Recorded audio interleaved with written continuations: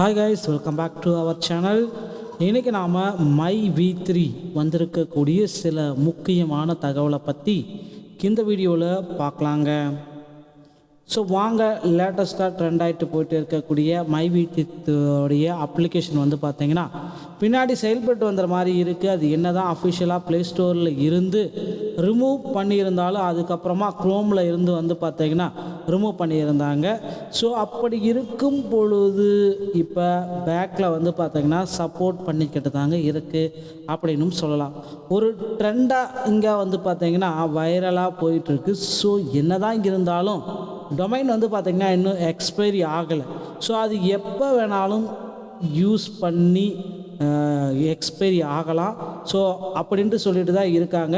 சம்மந்தப்பட்டவங்களும் அதே மாதிரி தான் இந்த டீட்டெயிலும் நமக்கு சொல்லியிருக்காங்க. ஸோ மை V3 ஓனர் சக்தி ஆனந்தம் வந்து என்ன தான் நிலைமையில் இருக்கார் அப்படின்றத பற்றி ஒரு முழுமையான தகவல் இந்த வீடியோவில் இறுதியில் இருக்குது. ஸோ வீடியோ ஸ்கிப் பண்ணாமல் பாருங்கள், என்ன ஏதுன்றது உங்களுக்கு தெரிய வருங்க. ஸோ இப்போ வந்து பார்த்திங்கன்னா எனக்கு தெரிஞ்ச அளவுக்கு ஒரு சில தகவல்கள் வந்து பார்த்திங்கன்னா உங்கள்கிட்ட ஷேர் பண்ணணும் அப்படின்ட்டு சொல்லிட்டு தான் இந்த வீடியோவை போட்டிருக்கேன்ங்களா. ஸோ மறக்காமல் சப்ஸ்கிரைப் அண்ட் பெல்லை கிளிக் பண்ணி வச்சுக்கோங்க, யூஸ்ஃபுல்லாக இருக்கும். ஸோ இப்போ வந்து பார்த்திங்கன்னா இதுக்கு முன்னாடி யூஸ் பண்ண முடியாமல் இருக்கிறவங்க எல்லாமே க்ரோமில் இருந்து வந்து பார்த்திங்கன்னா டவுன்லோட் பண்ணி யூஸ் பண்ணிக்கிட்டு இருந்தாங்க. அதுக்கப்புறம் மொத்தமாக அந்த டொமைன் சர்வரே வந்து பார்த்திங்கன்னா க்ளோஸ் பண்ணிட்டாங்க. ஸோ கவர்மெண்ட் தரப்பில் இருந்து எல்லாமே வந்து பார்த்திங்கன்னா இப்போ அவங்க கண்ட்ரோலுக்கு போயிடுச்சு. ஸோ இப்போ வந்து பார்த்திங்கன்னா ஆப் வந்து பார்த்திங்கன்னா மொத்த சர்வரையும் வந்து அவங்க கண்ட்ரோலில் தான் வச்சுருக்காங்க.